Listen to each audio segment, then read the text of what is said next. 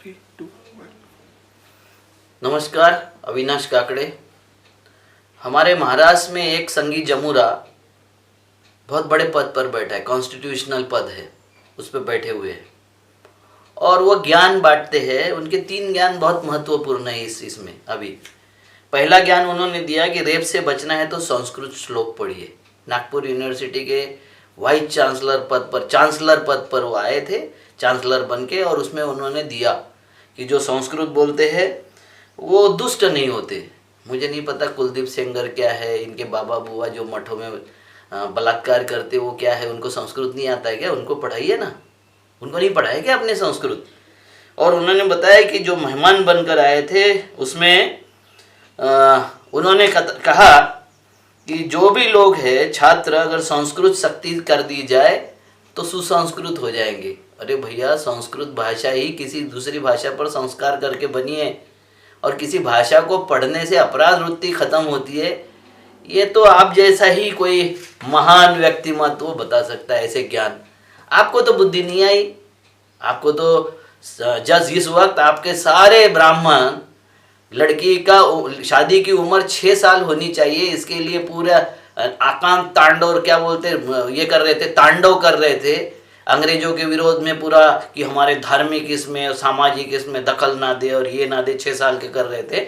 उस वक्त आपने सावित्री माई और पितामह ज्योति माँ जी के बारे में, जिनकी शादी 9 से 12-13 साल के बीच में हुई है, उनके बारे में क्या कहा? कोशियारी जी, आपकी माँ की भी शादी 6वें साल में हुई होगी। बाप कितने साल का था मुझे नहीं मालूम, क्योंकि मैं माँ की इज्जत करता हूँ तो ऐसा नहीं बोलूँगा। मगर जिस कुत्सित भावना से और जिस तरीके से मजाक उड़ाकर आपने उनके बारे में बोला, तो आप आपके माँ बाप के बारे में भी ऐसा ही बोलिए, इसी तरीके से बोलिए, क्योंकि आप तो किसी की इज्जत कर ही नहीं सकते। आरएसएस का पूरा प्रशिक्षण ही है, शिक्षण है कि सुबह जिसको हम राष्ट्रपिता कहते हैं, रात होते तक हम उसका व्यभिचार निकालते हैं, उसकी बुराई कहते हैं। क्योंकि ये प्रशिक्षण क्या है आपका, कि किसी की इज्जत नहीं करना, किसी की संस्कृति की, सभ्यता की, व्यवस्था की किसी की इज्जत नहीं करना। जो भी चाहिए अपने फायदे के लिए दौड़ाते रहना, अपने फायदे के लिए जितना शोषण हो सकता है व्यवस्था का, समाज का, जाति का, धर्म का, वो सब करते रहना, ये आपका धंधा है। इन्होंने तीसरा एक स्टेटमेंट दिया था कि समर्थन नहीं होता तो शिवाजी को कौन पूछता। भैया, तेरा जो दादा परदादा बैठा है ना, नरेंद्र मोदी, वो भी छत्रपति शिवाजी का नाम रिस्पेक्ट से लेता है। छत्रपति शिवाजी महाराज बोलना सीख अगर महाराष्ट्र में रहना है तो, नहीं तो यहाँ के जो बच्चे हैं ना, वो तुम्हें सिखा देंगे कैसे होता है छत्रपति शिवाजी का खून और उनका विचार किस तरीके से होता है, वो तुमको सिखा देंगे। तुमने कंटेम्प्ट ऑफ कोर्ट किया है। औरंगाबाद के कोर्ट ने एक जजमेंट दिया था कि छत्रपति शिवाजी और वो लंगोटे रामदास का कभी कोई संबंध नहीं आया, कभी मिलाप नहीं हुआ, कभी ना मिले। वो भी आपने कंटेम्प्ट ऑफ कोर्ट किया। वो बोला था कि अगर ऐसा किसी ने दिखाया या किसी ने बोला तो उसके ऊपर कानूनन कार्रवाई होगी। आप तो कानून के सर्वोच्च पद पर बैठे हुए हो और आप इस तरीके से भाषा बोलते हो। क्यों बोलते हो आप? क्योंकि फिर वही बात कि आपको किसी दूसरे की इज्जत करना नहीं आता है। दूसरे को ये समझाते हो कि इस पद की गरिमा रखिए, उस पद की गरिमा रखिए। ना आपके प्रधानमंत्री, ना आपके गृह मंत्री केंद्रीय, ना तो आप किसी की गरिमा नहीं रखते। सब गरिमा का हनन करने का नाम ही आरएसएस है और आपने हर गरिमाओं का हनन किया है। इसमें छत्रपति शिवाजी महाराज को सिखाने का जो दम आप भरते हैं ना, वो झूठ है।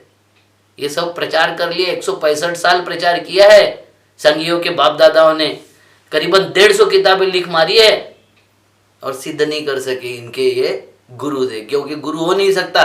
एक भगोड़ा कभी किसी पराक्रमी का गुरु नहीं हो सकता। आपको बता दूं, उनकी घोषणा थी जय जय रघुवीर समर्थ और छत्रपति की घोषणा थी हर हर महादेव। गुरु और शिष्य की घोषणा भी एक नहीं है, दोनों के आराध्य एक नहीं है, दोनों का आचार विचार एक नहीं है। तो आदिल शाह के हेर को, आदिल शाह के जासूस और मुगल के जासूस को आप छत्रपति शिवाजी महाराज के साथ मत जोड़िए। अगर वो सही में गुरु होता तो रायरेश्वर की कसम जो ली थी छत्रपति शिवाजी महाराज ने, वहां से राज्याभिषेक तक, कहाँ था ये बामन? कहाँ गायब हो गया था ये ठोसर? क्यों नहीं दिखाई दिया? राज्याभिषेक में गुरु नहीं दिखाई देना चाहिए था? उनके कसम के वक्त नहीं दिखाई देना चाहिए था? कहाँ गायब हो गए थे? एंटीना से गायब थे क्या सारे? और वो आपका जो है आसाम का वो त्रिपुरा का मुख्यमंत्री जैसा बोलता कि इंटरनेट से खोज तो हमने महाभारत काल में कर दी थी, तो इंटरनेट से गुरु शिक्षा दे रहे थे क्या? ये क्या कर रहे थे? क्या मोदी जी के मोबाइल से दे रहे थे शिक्षा, जो पहले ही लाया था मोदी जी ने कई सालों पहले? अरे भाई बख्श दो यार। मैं विरोधी और सत्ताधारी दोनों से पूछना चाहता हूं कि ऐसे गवर्नर के खिलाफ निंदा प्रस्ताव क्यों नहीं आया?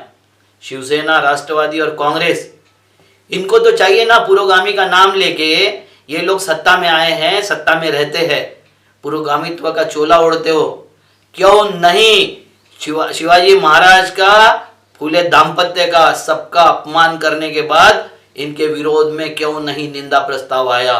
क्यों इन्होंने राष्ट्रगान का अपमान किया फिर भी निंदा प्रस्ताव नहीं आया?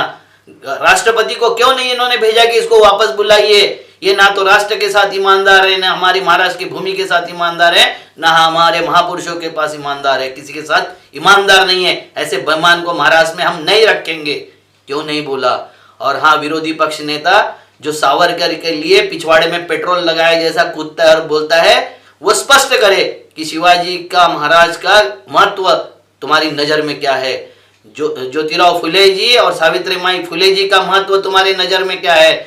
और तुम्हारे नजर में उनका महत्व नहीं होगा तो तुम भी महाराष्ट्र में घूमने के और रहने के लायक हो क्या? ये महाराष्ट्र किसी माफी वीर का नहीं है, ये महाराष्ट्र क्रांतिवीरों का है, ये महाराष्ट्र बाबा साहब का है, ये महाराष्ट्र छत्रपति शिवाजी महाराज जी का है, ये महाराष्ट्र हमारे ज्योतिराव फुले जी दाम्पत्य का है, ये महाराष्ट्र क्रांतिकारियों का है, ये महाराष्ट्र पुरोगामित्व का एक आदर्श है, जिसमें 400 सालों की हमारी परंपरा रही है समाज को सुधारने की, समाज को बनाने की और सारे समाज को इकट्ठा रहने की जो परंपरा है वो खंडित करने वाला ऐसा आदमी, ये संगी जमुरा यहां से जाना चाहिए। मैं डिमांड करता हूं कि इसको हटाओ, कोश्यारी हटाओ, महाराष्ट्र बचाओ। नमस्कार।